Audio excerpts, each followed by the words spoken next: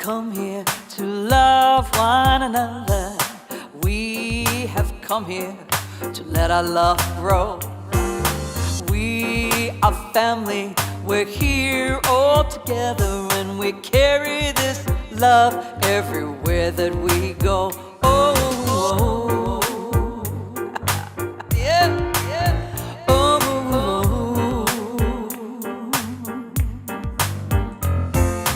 we have come here to love one another. We have come here to let our love grow. We are family, we're here all together, and we carry this love everywhere that we go. Yeah. Oh, I invite you to join me. We have come here to love one another. We have come here to let our love grow. We are family, we're here all together, and we carry this love everywhere that we go. Oh, oh, oh, oh, oh.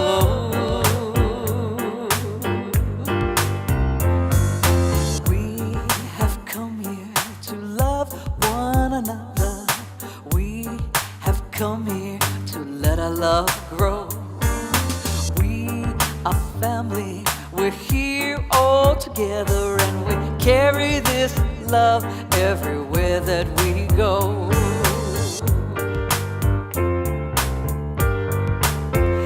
And we carry this love everywhere that we go.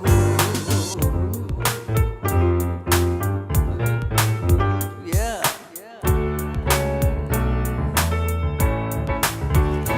I am grateful for this day, for the love we share, the life we make, and I give thanks for all the many ways that the love of God appears. I am grateful for this day, for the love we share, the life we make, and I give thanks for all the many ways that the love of God appears. I am grateful for this day, for the love we share, the life we make, and I give thanks for all the many ways that the love of God appears. Come on, Cole. I am grateful for this day, for the love we share, the life we make, and I give thanks for all the many ways that the love of God appears. Yes, the love of God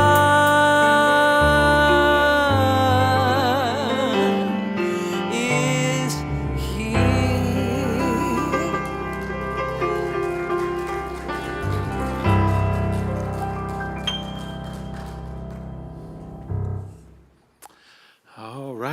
All right. Good afternoon, everybody. Welcome to Spiritual Living Center of Atlanta. I'm David Alexander. I'm the spiritual director here. My pronouns are he and his. I want to welcome you into this beautiful space this afternoon. You know where to stay cool, don't you? Yeah, it's nice and cool in here today. I want to welcome everybody watching online and on Facebook. We're grateful that you're tuning in today. This moment, whenever this moment is, because you might be watching on Monday or Tuesday or Wednesday or some other time. So we're grateful that you're tuning into this place and space. We are a part of Centers for Spiritual Living, which is a global movement dedicated to creating a world that works for everyone. And we're grateful that you're here today. If you're here for the first time or checking us out, we especially want to welcome you and give our love to you. Please just identify yourself after the service to any one of our staff or greeters, and we will get you some information in the lobby that tells you about our community and collect some information from you if you're willing. Or if not, you can just go to our website. Go to slca.com and you'll find everything there. There's actually a great little button that says I'm new here. Click on that, and it's going to open up a whole world for you of information about our history, our background, how to get connected, everything that we're about. So that's at slca.com.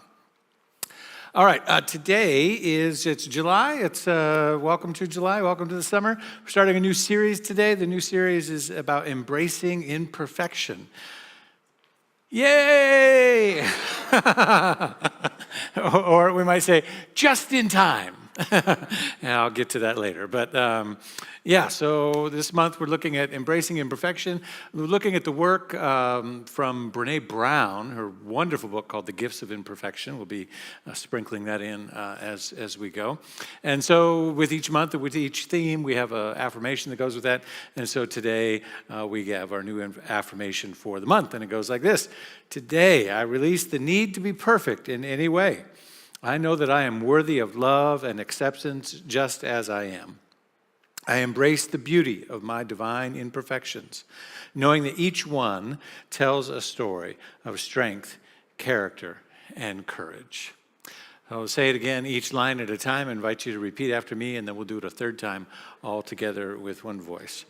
Today, I release the need to be perfect in any way. Perfect. I know that I am worthy of love and acceptance just as I am. I know that I am worthy of love and acceptance just as I am. I embrace the beauty of my divine imperfections. I embrace the beauty of my divine imperfections. Knowing that each one tells a story of strength, character, and courage.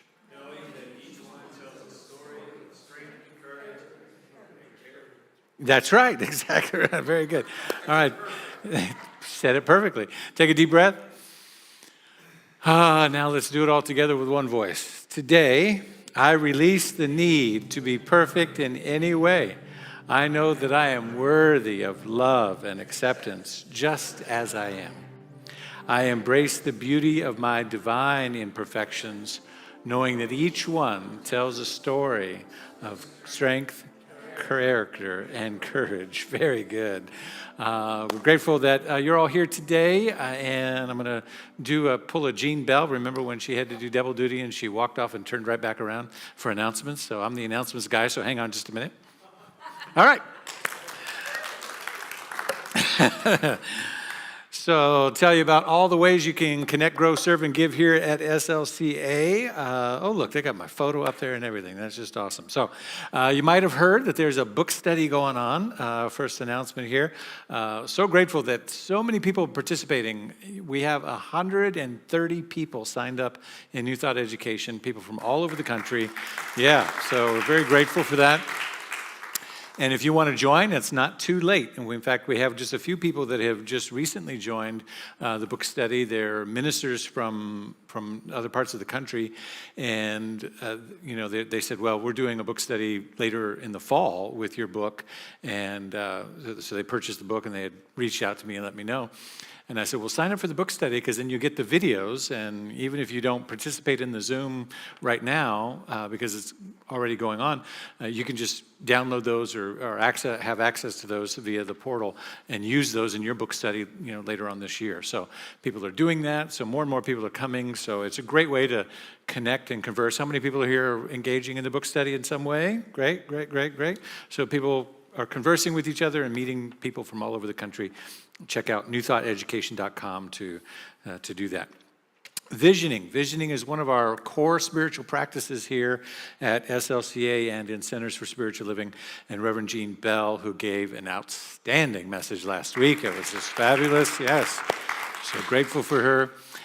She's off today. That's why I'm doing this. And so starting next week at their education hour from 5 to 6, she will be leading visioning for SLCA, and she invites you to join her. If you don't know what visioning is, that's okay. You can still join. It's a reflective, meditative practice of tapping into not only our intuition, but Spirit's guidance for ourselves or for any project that we want to focus on. So in this case, we're focusing on SLCA and its growth and abundance and continued evolution. So every second Sunday, she's going to be leading that, and we're grateful for that.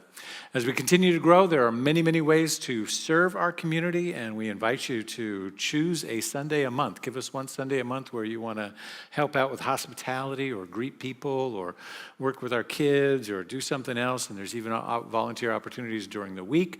We also have community outreach that we do externally into the community.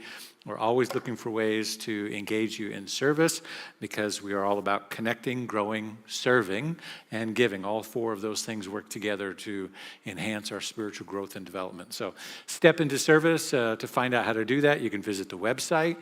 Opportunities are right there on the site, as well as talk to Shannon or myself or any number of us.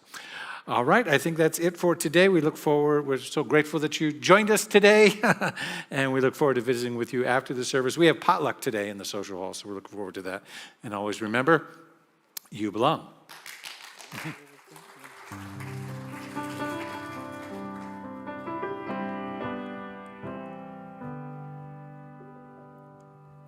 Well, the sculptor Michelangelo was asked how he got in the flow and made the lovely David from a giant block of stone. He says, well, he was in there waiting, my job was simply excavating. I just took away what did not belong. And I know somewhere deep inside me lives a perfect soul that I was meant to be. Let me be the way I was created. Let me find a pure and simple heart. I chip away all jealousy and hatred and reveal God's perfect work of art. Well, I think we're born on angels' wings. Oh, heaven sent such graceful things. Love without condition, knowing we are not alone. Then descends the soul's dark night. Shadows come and block the light. As the years go by, we turn to stone. My block of stone is made of fear and doubt, but the real me is trying to come out. Let me be the way I was created. Let me find a pure and simple heart. I'll chip away all jealousy and hatred and reveal God's perfect work of art. And reveal God's perfect work of art.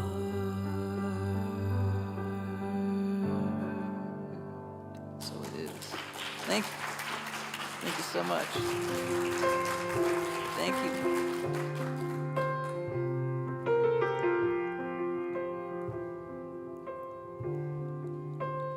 Open your mind. Unfold your heart. Relax your senses. Feel every part.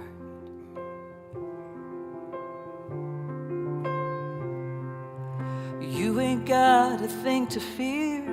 Looks like love is growing here. So take your guard and let it down. Go deeper still until you come unwound.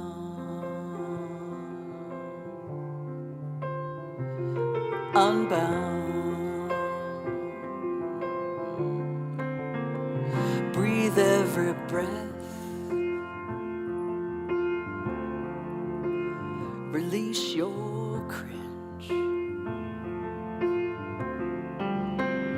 Love without waiting, without waiting. Slowly unhinge.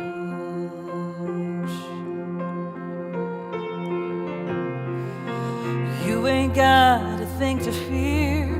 Looks like love is growing here. So take your guard and let it down. Go deeper still until you come unwound.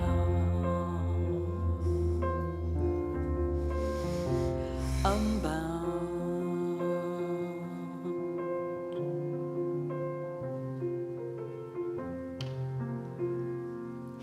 In this world right now, there are so many things happening that give us questions about where is God.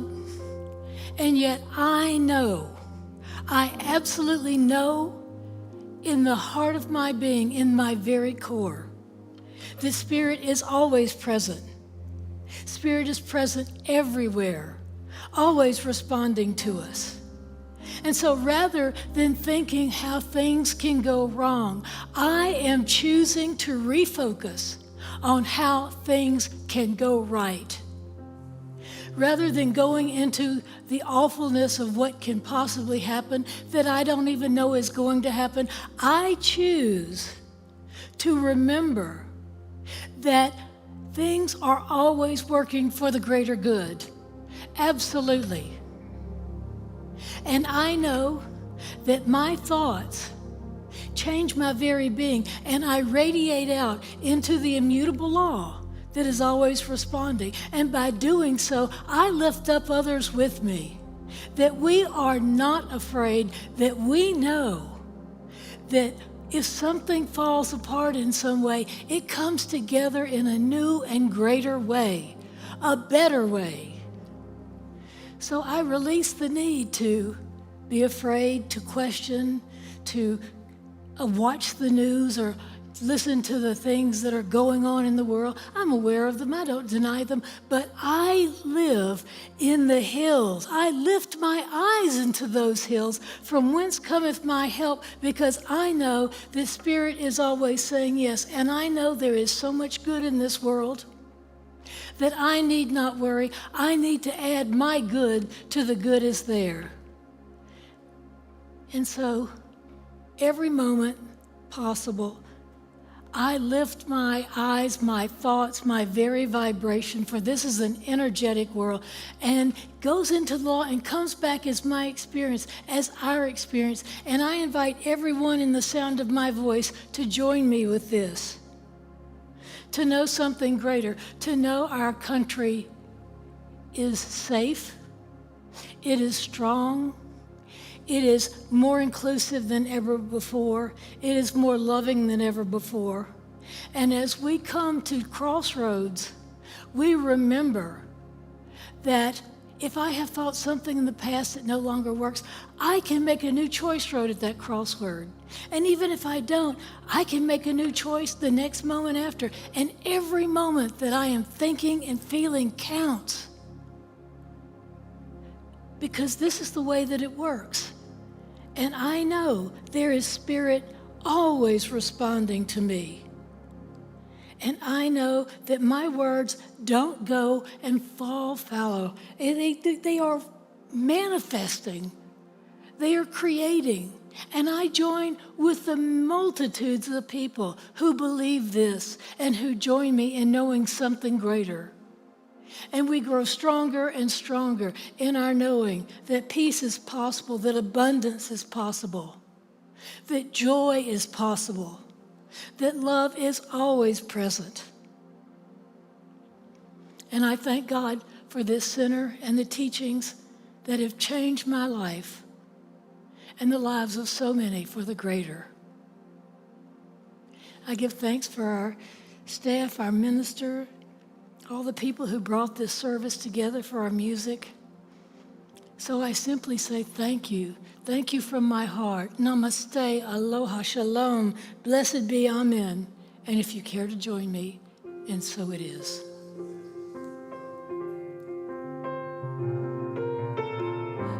can't stop waiting for love to find you. Look inside your heart. Love's already who you are. So lift up your voice. Let it be heard. Tell me your story, tell it to me. Don't leave out a word.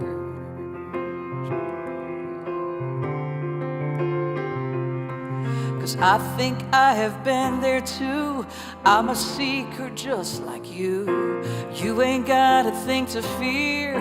Looks like love is growing here. So take your guard and let it down. Go deeper still until you come unwound. Unbound.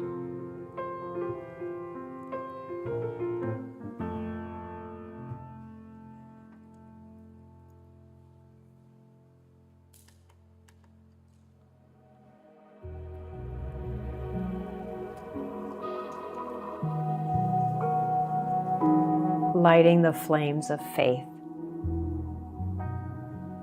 A call to service. We perform this ceremony to promote the universal consciousness of life, which acknowledges that all peoples, all faiths, all sentient beings come from the one great universal presence which we call Spirit. Fundamental to this truth is the unifying nature of all religious thought and experience, which we honor here today.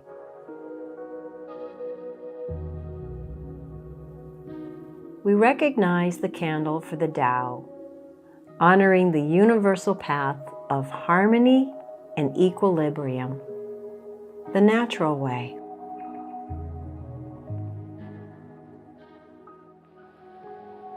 We recognize the candle for the shamanic traditions, honoring the beliefs and practices of all indigenous people, the way of the primal spirituality.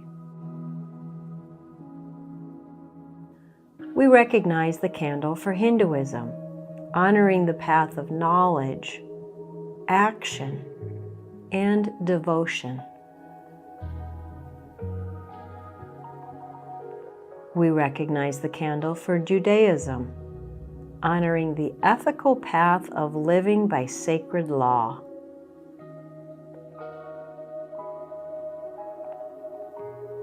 We recognize the candle for all forms of Buddhism, honoring the Four Noble Truths and the path of compassion.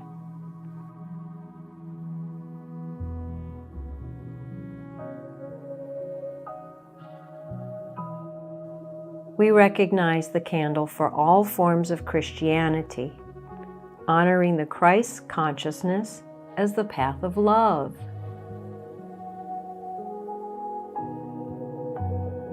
We recognize the candle for all forms of Islam, honoring the path of submission to the will of God as the highest calling.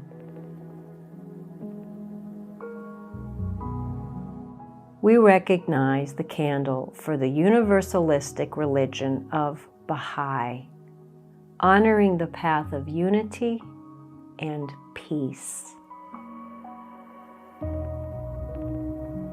We recognize the candle for all forms of New Thought, honoring the metaphysical path of mental healing through the practice of universal spiritual principles.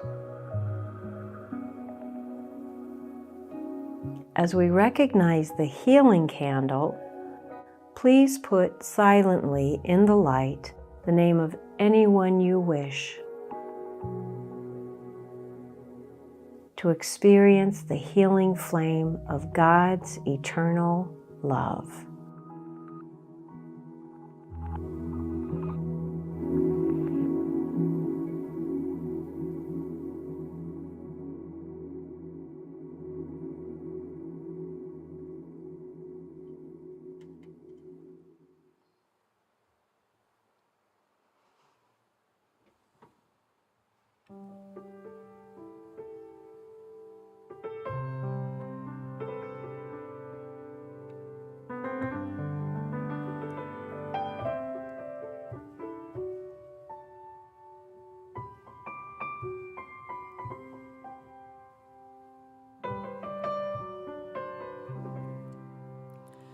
Well, it's an idea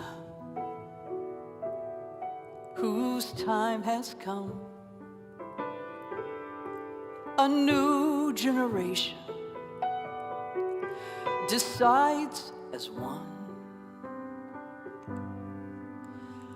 Of the same small planet we are born. It's never been so obvious before.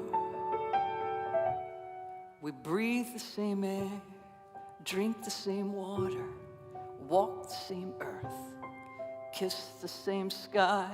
We breathe the same air, and I think we ought to get along better, you and I.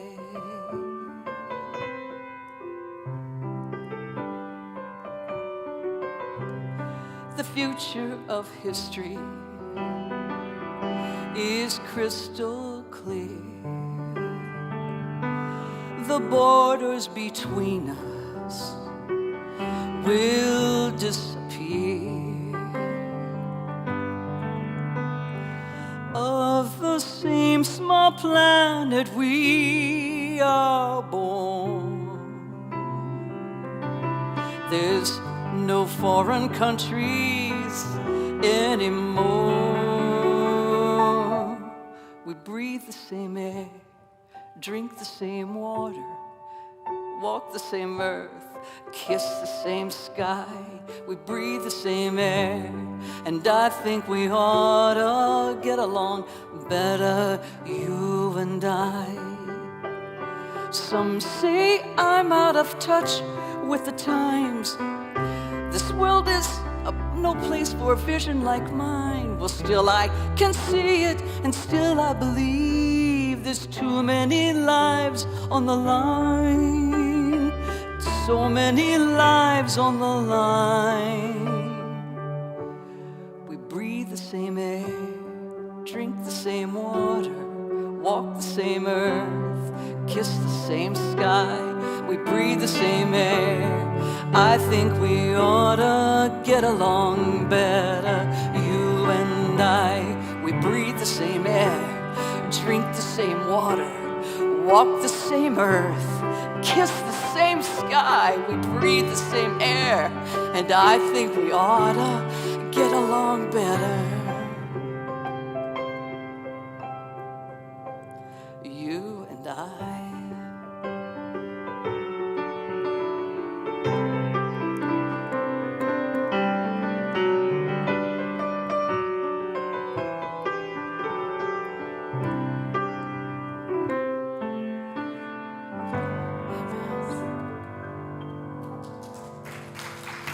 Thank you. Thank you so much. Yeah. This whole Daniel Namod classic. Penelope Williams, let's give her some more love. An anthem and theme that we need right now, reminding ourselves that we breathe the same air. Amen, amen. Good afternoon. It's good to be together with you today. As I mentioned earlier, we're kicking off this series today on embracing imperfection.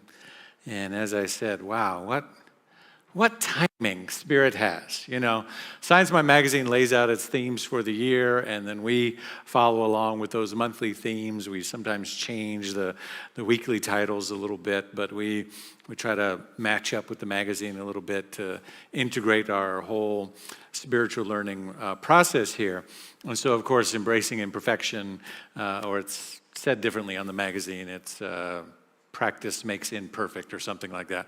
I thought that was a little weird. So I said, we're going to do something a little, same theme, but stated slightly differently. And so, you know, that was chosen actually sometime last year when the whole year was laid out. And I marvel how, you know, you ever marvel at something is planned way in advance, and then when it lands and it's unfolding before you, you're like, wow, well, something's going on here. I used to say when I was a kid, growing up in this teaching, and I would notice moments like that, and I would say, well, what if there was one mind? right? It's kind of that dawning of like, oh yeah, like what if there was one coordinating energy, intelligence, we just had to tap into it. So I do think it's very perfect timing for a lot of reasons, and we'll explore some of those. And the first one that I want to mention is that, anybody know what today is, the first Sunday in July? Why else is it significant? Anyone? I won't take it personally. It's my 5-year anniversary. It's my 5-year anniversary. Thanks. I looked just like William there, didn't I? So 5 years into this journey with Spiritual Living Center of Atlanta, so grateful. And lots of other things that, before I get to that, lots of other things going on. I think I'm feeling the rise and tide of anxiety over the state of our democracy, if we can't put it any other way. And so whenever I feel that, it's something kind of bigger than I can wrap my arms around. The question becomes, well, what do we do with that? And what do we do with that? How do we hold that energy? Pray, yes, that's absolutely the first kind of go to our personal prayer practice and affirm and declare, as Reverend Susan has done for us this morning. We affirm the future that we want, what we want to see, what we hope and desire, and that energy of visioning. But the other thing that we do that is really critical, and I want to emphasize this because I think we're going to need it more and more and more between now, not just between now and the election, but now and just this season that we're in, because I don't think it's about any one particular thing, but it's just a whole variety of things that are emerging in the collective consciousness, and that is to be in community with each other. I think it's the one that really gets overlooked because our news feeds are filled with, do this, do that, and, wear this and put this on and, or take this course and do this thing and all of the magic pills and, solutions to things. And they're all sort of external and they're all about the consumerism and all of that. But the one thing, it's all on our devices, right? It's all coming to us through this technology thing, which technology is wonderful. We were using it for our book study and everything else.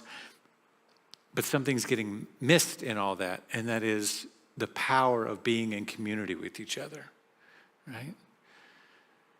So there's people who aren't here, and there's people who are here. There are people who are choosing to be in community by being online with us, and for some, that's because they're out of state. For others, it's for other reasons. But I just want you to take a moment and look at each other and just say, I'm glad you're here. I'm glad you're here, because you're doing something, right? I'm glad you're here. I'm glad you're here.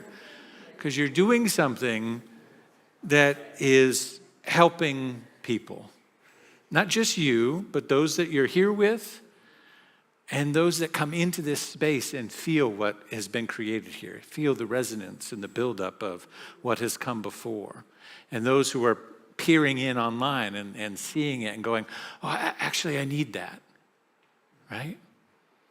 And it doesn't happen by accident. It's not something that we should take for granted. It's something that we have to build intentionally. It's something we have to fund intentionally. It's something that we have to show up for intentionally. Because let me tell you, I'm not a prophet. I'm not a predictor of anything. I don't know what's happening in the next few months, but I do know this. We're going to need each other. We're going to need community. We're going to need a safe place to come, to be vulnerable, to practice, to be open with each other, and to connect and to remember who we are. And that's what spiritual community is all about. So I'm grateful that you're here today. I hope that you're grateful that you're here today. I'm grateful that you're supporting this thing. And let's not take it for granted. Is that a deal? No? Good. So I'm not perfect. You're not perfect. None of us are perfect. But since it's my anniversary, I like to bring this thing out every once in a while. It's a little 15 things called The Perfect Pastor. You've probably heard me say it before. I tend to do it on my anniversary. And it says this. It says, the perfect pastor preaches exactly 10 minutes. Scratch that one off. The perfect pastor condemns sin routinely, but never hurts anyone's feelings. 0 for 2 so far. He works from 8 a.m. until midnight and is also the church janitor. The perfect pastor makes $40 a week, wears good clothes, drives a good car, buys good books, and donates $30 a week to the church. The perfect pastor is 29 years old and has 40 years of experience. I'm going to reverse that one almost. Above all, he's handsome. You didn't have to laugh there. The perfect pastor has a burning desire to work with teenagers and spends all of his time with senior citizens. It's also true. He smiles all the time with a straight face because he has a sense of humor that keeps him seriously dedicated to his church. He makes 15 home visits a day and is always in his office to be ready and available when needed. The perfect pastor always has time for church council and all other committee meetings. He never misses a meeting or any church organization and is always busy evangelizing the unchurched. The perfect pastor is always in the church next door. If your pastor does not measure up, simply send this notice to 6 other churches that are tired of their pastor too. Then bundle up your pastors and send them to the church at the top of the list. If everyone cooperates, in 1 week you will receive 1,643 applications for a new pastor. One of them should be perfect. Have faith in this letter. One church broke the chain and got its old pastor back. All right. So, I wanted to share that today because there seems to be a bit of pressure in the collective atmosphere about being perfect these days. I know somebody else who had a bad week this week because they weren't perfect. And it's getting a lot of press, the poor guy. And so maybe you have been in that situation yourself, right? Things don't go perfectly, and you beat yourself up, or maybe other people do, or whatever it is. So this month, what we're going to do is we're going to explore the liberating idea that perfectionism may actually hinder our personal growth, right? We're going to delve into how the pursuit of perfectionism often paralyzes us by preventing us from taking action and experiencing the richness of life. Examining the ways in which perfectionism holds us back and prevents us, again, from taking action, and discover new perspectives that allow us to embrace our imperfection, let go of the pressures, and enjoy the journey along the way. So my wife and I just came back from a nice trip, a nice personal vacation, and we had a wonderful time. We went to Greece. We went to Greece and then to Turkey and just enjoyed both so richly, and it was absolutely amazing. And we'd planned this trip for over a year because a family member of a couple that I had married in Oregon about 8 years ago, the daughter was getting married. She was in college and met a young man from Greece. And so they said, we want to get married in our hometown and we want you to do the wedding. I was like, yes, I am there. So this was a year ago that we put that on the books, and everything unfolded in such a way, and we said, well, since we're over there, let's stay and kind of explore around. And that's what we did, and that's why we went to Turkey. And so we planned it all out, and we saved, and we used points for hotel rooms and different things, and it was, had spreadsheets for the airfares and the bus, the here and there, and all of these different things. And we went from New York to London Heathrow, and we had left in New York like at 6 p.m. We arrived in London at 6 a.m. And then we had like 7 or 8 hours before our next flight. And so we were trying to figure out, the whole time we were planning, we were like, well, what are we going to do during that time? You can't really get out of the airport in that amount of time and get back, not London anyway. And so what can we do in the airport? Can we get one of those little hotel sleeping pod things and, take a nap, or, what are we going to do? And so we get there, we have our backpacks, and we said, well, the first thing we should do is figure out where, because Heathrow is a big place, and so where, because we're switching airlines, where we need to be, and then from there we'll figure out how we're going to relax. And so I went to this lady, this looked informational to me. She had a uniform on, she had a little kiosks in front of her. And so I said, well, how do we get switching to British Airways, and where is that going to take off from? And she looks at it and she says, and she looks at me, she looks at it again. She looks at my wife. She looks back at me. And she says, I said, well, yeah, we're just trying to figure out where that plane is going to, where in the airport it's going to take off from. And she said, Chadwick. And I thought, well, that sounds cute. Is that like a little, part of London Heathrow? Is that like a little, what do they got, coffee shops and a little, special place? Like, she said, Chadwick. I said, excuse me? She said, this flight is taking off from Chadwick Airport. I said, oh. And where might that be? I had no idea. I had booked a flight from a completely different airport. And she looked at me as if I was the only person in the world who had ever done this, ever in the history of humanity. Now, fortunately, we had like 7 hours. It wasn't a big deal. It was like, okay, find the bus. But let me just remind you, in case you ever find yourself in a similar situation, that the middle of London Heathrow Airport is, at the time that you discover that your flight is not taking off from there, but from another airport entirely, is not the time to give a sermon on the gifts of imperfection. What we need to do is just release our expectation of perfectionism and embrace the moment. Save it for another time. Ask me how I know. But turns out it was fine. We got on a bus. We found our way to the other airport. And I don't know about my wife, but I had a lovely nap on the bus that we would not have otherwise had roaming around the airport. So all was well. And we had a great trip. And it turns out the entire trip, the entire first half of the trip, was really about this idea of embracing imperfection as well, because some of you may have seen some of the photos and wondered what was going on with the wedding that I was conducting, because the groom looked a little stiff, we might say. So let me explain what was happening there. So as I said, we planned this well a year in advance with the couple, and the husband-to-be, the groom, was from Thessaloniki, Greece, and they met in school, and during the time between them planning the wedding and having the wedding, he found a job that he was interested in applying for, but he was here on his student visa. And so they said, well, no problem. You really want to be in this job. It's in the career field. It pays really well. It's everything that we want. And they're sitting down planning and mapping their life and say, well, let's just, so here's what they did. They got married at the Justice of the Peace, at the courthouse, so that he could end his student visa and start his green card process so that he could apply for the job, because you can apply for the job on his student visa. Sounds great, right? The problem is he started his naturalization or green card, I don't even know if I'm using the right terms, but he ended his student visa and started the other process.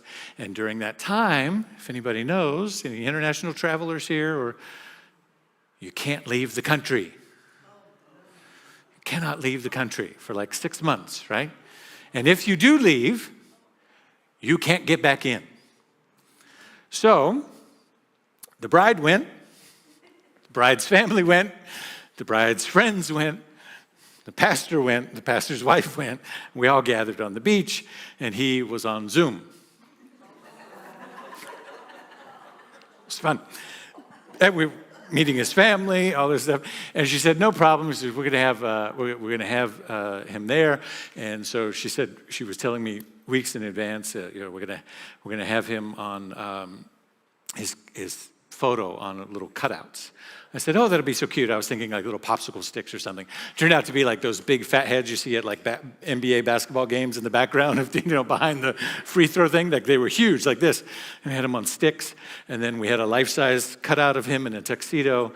And she held him and they marched down the street to where our dinner was. And we all had our little heads of him and we were minstrels. And there was this great thing happening while we were doing this. You got to picture this scene on this little beach town in Perea, Greece. And there's this great thing happening as we were marching down the scene with this going on. And so the minstrels are in front, a bride's family, the bride is there carrying her life-size cardboard cutout of her husband in a tuxedo. She's wearing this beautiful dress, and we're all behind with our little bouncing heads of the same guy, right? As you were seeing. And so on this side, on the beach side, the tourists were all just in amazement. They were like, and they were taking out their phones and they were like pretending like, some were just like, oh my God, this is fantastic. Oh my God, look, live streaming it. And others were like secretly, those people who like taking video or photos, but they don't want you to know that they're doing it, right? So they're like, because they think that they're capturing this authentic Greek tradition. Right? Oh my God, I'm in Greece and I saw this amazing thing. If you've ever been in New Orleans, you've seen people march down the streets, funeral processions and wedding processions. It was sort of like that, right? Except that we're carrying this cardboard cutout of the guy, right? So they're going, we don't know what this is, but it's capturing it. It's awesome. And then over on this side where the restaurants and the storefronts were, all the locals, like the employees and the waiters and waitresses and whatnot, all the people who, live there and work there, they were all looking and they were just going, right? They were so confused. The people on this side were thrilled, thought they were capturing some authentic Greek experience. And the people on this side were going, what in the world? Is he dead? What is going on? Why are they? But that is how you make a moment out of the lemonade or the lemons that sometimes life gives you, right? And that's what we're going to explore this month, the gifts of imperfection, embracing those moments. Imagine the grace, imagine the poise, imagine the composure that the family had to have to call every single one of their wedding guests one by one and say, by the way, right?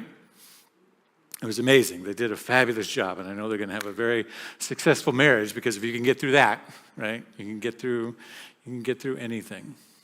And so the title that I wanted to choose for today to kick off this series, yes, all of that was a lead up to the opening here, a more perfect union. A more perfect union, because we've just come off the 4th of July holiday weekend, a more perfect union. And the words that are written there in our founding documents that came out of that Constitutional Congress in 1787, they sat and they mulled over the words and the particular words and phrases that were in those documents with a great deal of passion and fire and commitment and debate. And the particular words, a more perfect, in order to form a more perfect union, really strikes me in terms of the theme that we want to develop here this month, because it doesn't say in order to form a perfect union. It doesn't say in order to form a kind of okay union. Right? It doesn't even say in order to form a better union or a better something. Right? In order to form a more perfect, which sort of implies a couple of different things. It implies that they believe in what they're constructing, right? This idea of a union, this idea of a republic that is, is this beautiful thing, but it also implies that it has imperfections. It implies that there are flaws within it. It implies that more perfect, meaning that it will always have to be made more perfect. Because the more perfect sort of implies a continuity, a continual nature, an evolution, an unfolding. That at any point in its current state, it's not quite finished or complete in its expression until the next generation or the current generation at that particular time puts its piece in place. A beautiful image we have of the puzzle, right? That it's kind of, and that's very much like our science of mind philosophy. Because what we do in this philosophy is we affirm our wholeness, we affirm our perfection, we affirm that all is well with our soul and that who we are is divine reflections of the infinite and that we are perfect, whole, and complete just as we are.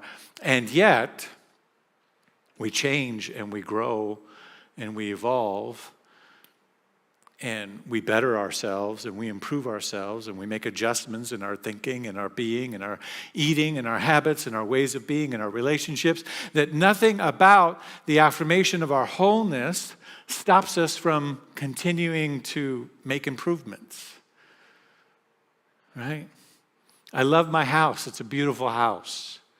I especially love it every time after traveling. I come home and the neighborhood and everything, I just go, wow, this is absolutely amazing. And we've got a list of projects like 5 miles long of things to do, right? Things to scrub and paint and redo and right? It's perfect the way it is. And it can be made more perfect. There's, we've already done the affirmation. There's a line that many people are familiar with that comes out of this moment of creation of our country and Constitution, Declaration of Independence. There's a story about Ben Franklin when he exits, and it's believed to be a woman by the name of Elizabeth Powell. Women were not allowed to be delegates in the Constitutional Convention, and yet she was close by, and she was in constant conversation with people coming and going in and out of the building, and she was fascinated with what they were doing, and so she was in constant conversation with them, and so she was very curious.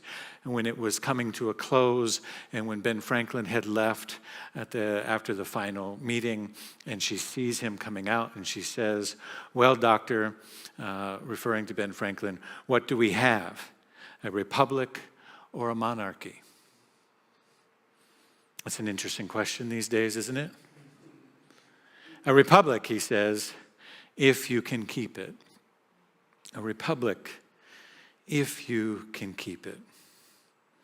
So 248 years later, we are time to check in and say, how are we doing with keeping it?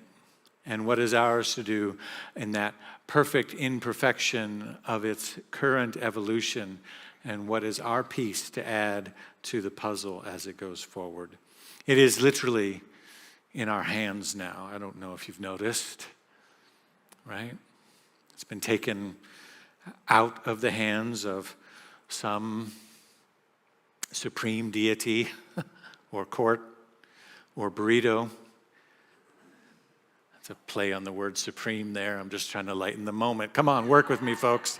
But we can bemoan how awful it is, where we find ourselves or things that we've been seeing coming out of the Supreme Court. But by law of consciousness, bemoaning and blaming and pointing fingers and wallowing in it doesn't make anything more perfect. And actually what it does is it places it, whatever it is, the object of our complaint, outside of us. And once it's placed outside of us, it becomes removed and objectified. And once it becomes objectified, then we can find someone or something to blame for it. There's a reason we come back to the idea in this particular community, you belong. It's on our t-shirts and our website and everywhere, this idea of belonging. Because when we belong to something, we're in constant relationship to it. But when we can objectify something, when we can push it outside and say, well, I don't like it, when it becomes an it, then it is not something I necessarily belong to. Because it is over there, and I am over here. And once it's objectified, then I can find someone to blame, I can find a reason, I can find all kinds of things. But the other answer is, so that's the kind of the response of, the result of bemoaning and complaining. But neither do we stay stoic and blind to the pain and anxiety of our current moment. That this immobility, this this moment of immobility will equally do little to us except cut us off from our emotions. If we simply say, well, I'm just going to cut myself off from it and not think about it, not worry about it, and just stay stoic and steady of mind. And sometimes what that does when it doesn't allow for full acknowledgement and vulnerability is it cuts us off from our emotions, right? And what we do is we just stuff it down. You're an emotional being. Have you noticed? You're an emotional being. And you're living in a world that is driven by emotions, and there's all kinds of things going on. So when we say, but I can't, go there. I don't have time or space. I got to focus on the kids or the job or the laundry or the this or the that or whatever. Then we do little to actually spiritually address what's going on, and all we do is stuff it down. And I don't know about you, but doesn't it seem like we have enough suppressed and repressed emotional trauma already operating in our collective consciousness? Perfectionism thrives on the illusion of duality, that there could even be that which is perfect and that which is imperfect, which often leads to self-judgment and fear and lack of action. This perspective leads us to giving away our power to that which is outside of ourselves. But there is a path forward. We can open ourselves to compassion and authenticity and the rich tapestry of life's imperfections. Perfectionism has a way of narrowing our focus, fixating ourselves on a limited idea, and disregarding the vastness and diversity of life's expressions. It creates an illusion that there's only one way to be, one way to look, one way to do something, one way to succeed. But through the lens of oneness, we recognize that all of existence is driven and interconnected with itself. In this expansive perspective, we understand that everything, even what we might consider imperfect, is an essential part of the whole, just the way that it is. In other words, I've often said in my own spiritual growth and development, if Spirit intended it for it to be any other way, it would be. But since it isn't, then I need to look at the way it is. Now that's not a passivity. That's not like, well, I'll just accept whatever and spiritually be a doormat and allow life circumstances to walk over me and just do whatever they're going to do. No. But it's a receptivity to acknowledging where things are now. If it was meant to be any other way, then it would be some other way. But since it isn't, let's look. Not just passively accept, but let's look, let's examine, let's explore, let's embrace what is so that we know how to deal with where we want to go. When we open up and embrace imperfections as part of the ever-evolving nature of who we are, then we open ourselves up to possibility, we open ourselves up to creativity, we open ourselves up to laughter when we make mistakes and we go, oh, I'm in the wrong airport. I mean, it helped that we had 7 hours to make that right. Right?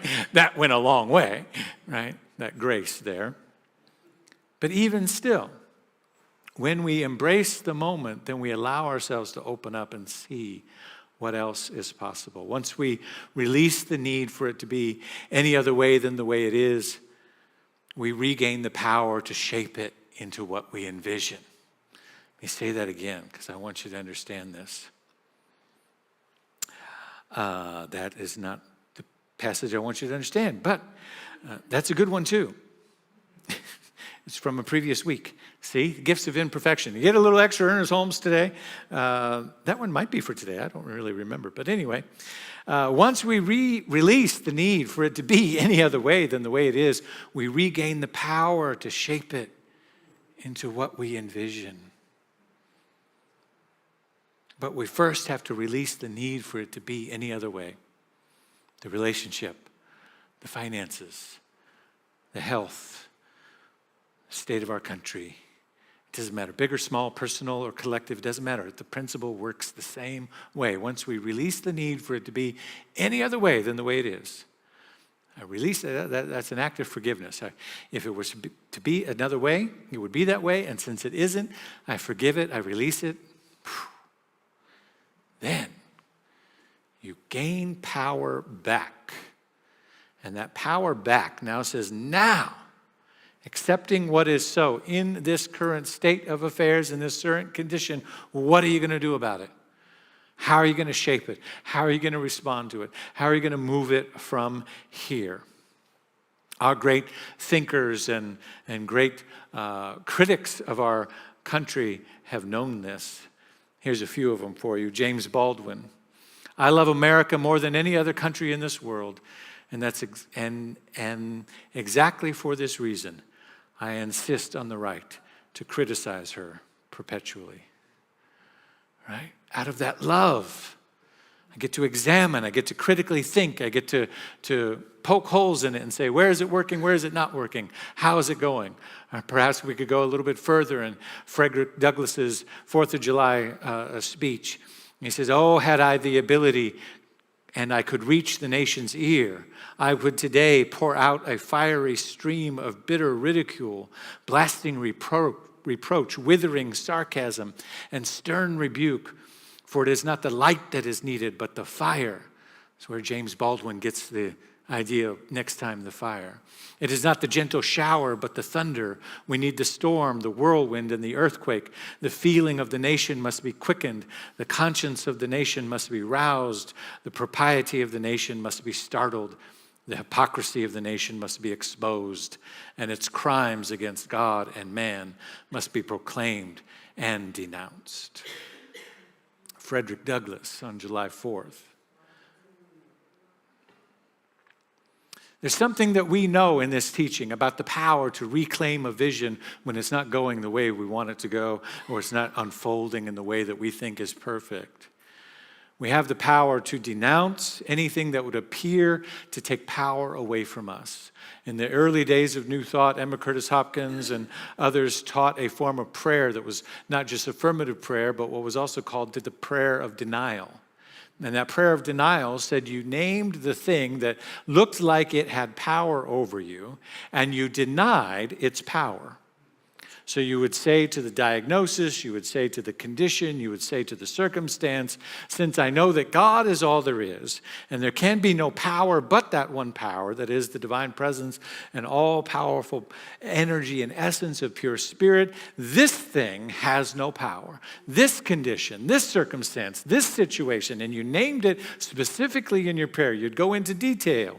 This court judgment, this circumstance, this unfoldment has no power over me to direct and guide my life from this moment forward. It has information. It has context. It has context and information that it can give to you, but it has no power over you. You reside with your power, and you take it back in prayer, and you take it back when you accept things for what they are, even in their imperfect state, because then you begin to have the power to reshape the thing into what you want.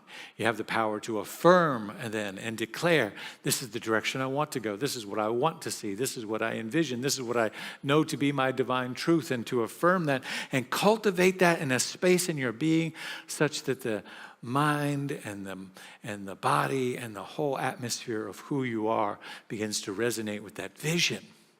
So you're not in denial of what is, but you're in attunement with what you want it to be.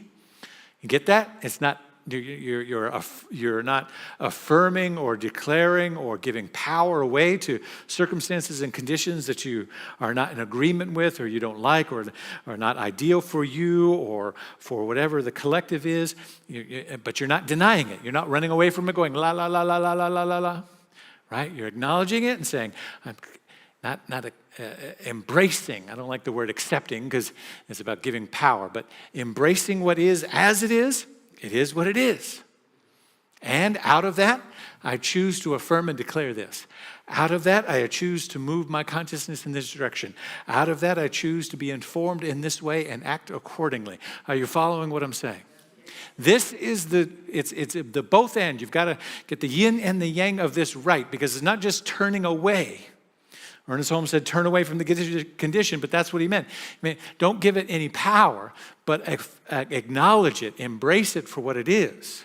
Be informed by the context that it provides for you.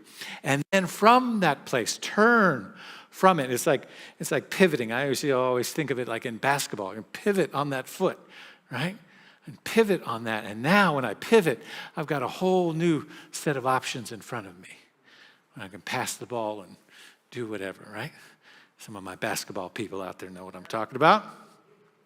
And so it's that yin and yang. It's that both and approach that we need to take into this moment for ourselves, this moment for our country, this moment for our communities around the world. So I want us to practice together today. Does that sound all right? Can we practice this a little bit for our country? Let me invite the practitioners to come forward. I want you to take a deep breath, and I want you to contemplate and hold any anxiety that you've had, any fear that you've had. And if what I'm saying about the collective of the country isn't resonating for you, that's not your issue, that's fine. I'm not trying to force anything here, but I know it's on the mind of many of us, and so if that works for you, great. If it's something personal that is more important for you, then choose that.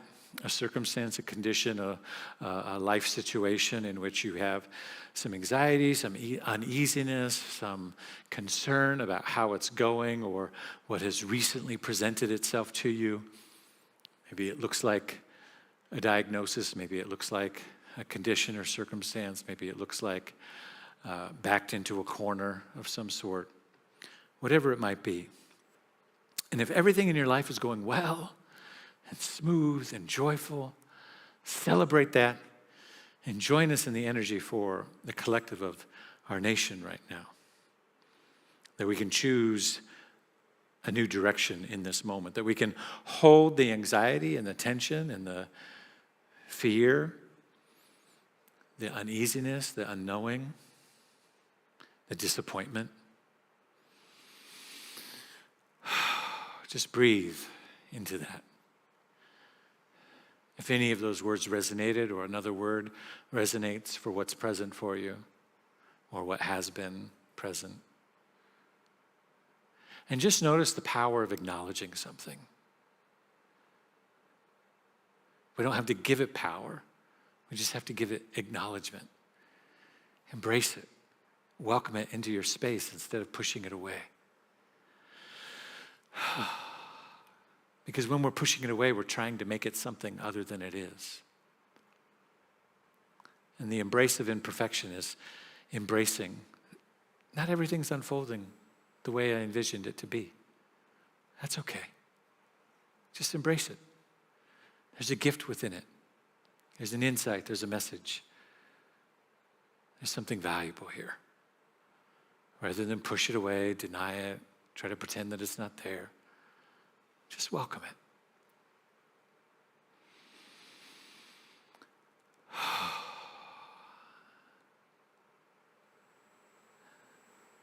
If we sit long enough with it, it'll tell us exactly what it is we need to know.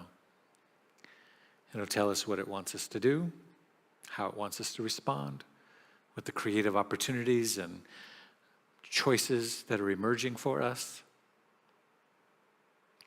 Because everything has wisdom in it, even things we don't like.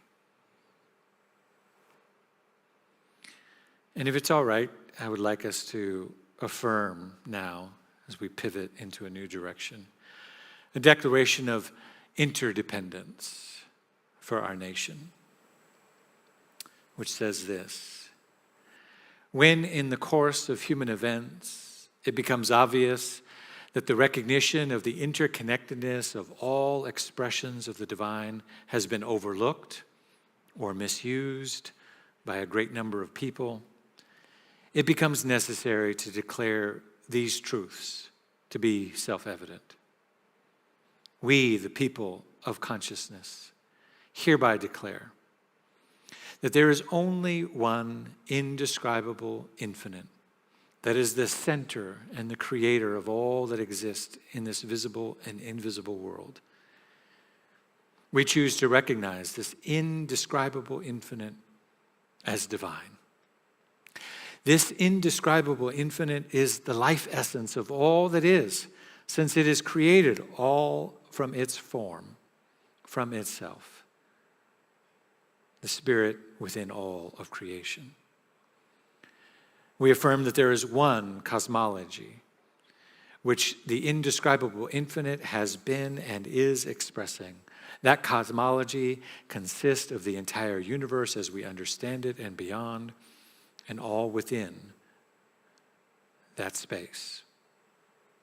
God, or the divine as spirit, is full and within all of its creation, and its creation is wholly within it. We are one with it and inseparable from both it and each other, because all is one, because all is God. We affirm this declaration of interdependence, that we are inextricably connected and bound together in that single garment of destiny. And what we do from this moment forward matters.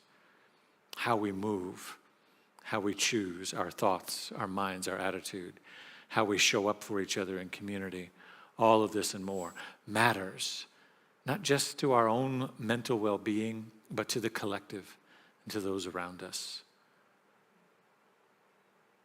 So I give thanks for the opportunity to be in spiritual community, to be in safe space, to be in celebration of the divine within each one of us and within all of creation, and knowing that we have bolstered each other up in this space. We have buoyed the presence of goodness in our life, and we will continue to do that in celebration and food and fellowship, and continue to do that throughout the week, and continue to do that until we gather again, because we have released an inner splendor of the Spirit.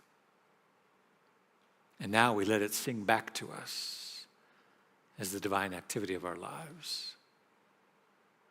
For this and so much more, I'm truly grateful and thankful as I release this word, knowing that it's already done.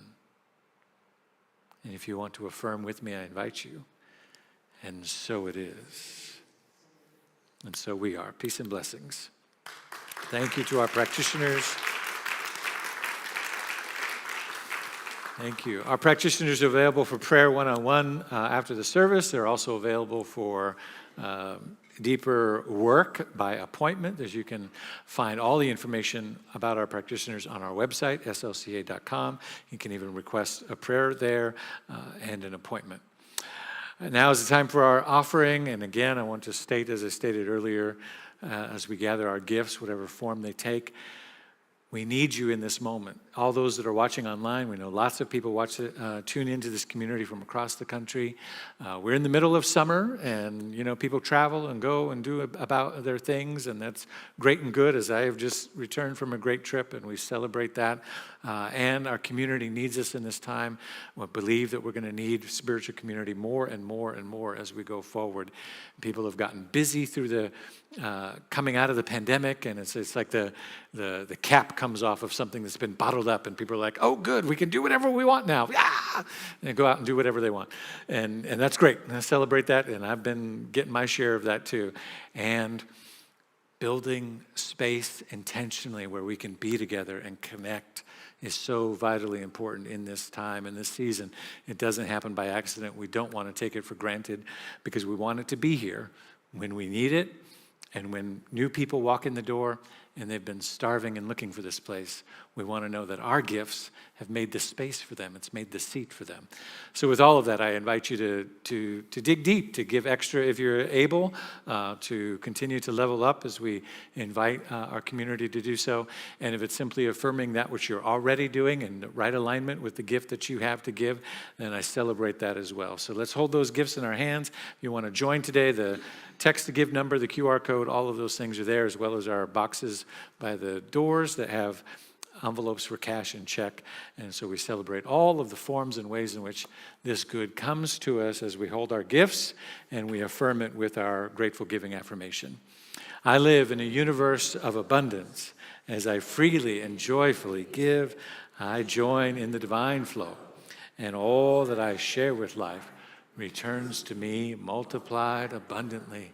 And so it is, and so we are. Thank you all. Peace and blessings. And so it is.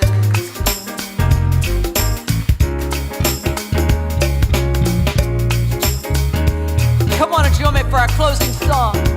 We envision a world that works for everyone and for all of creation. We see all people, all beings as expressions of God. We see a world that works for everyone, yeah. We envision a world that works for everyone and for all of creation. We see all people, all beings as expressions of God. We see a world that works for everyone. Take it up. We envision a world that works for everyone and for all of creation. We see all people, all beings as expressions of God. We see a world that works for everyone. Yeah, we see a world that works for everyone. Yeah, we do. We see a world that works for everyone.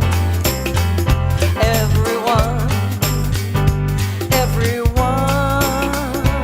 Yeah. Woo! See you downstairs. Join us for fellowship.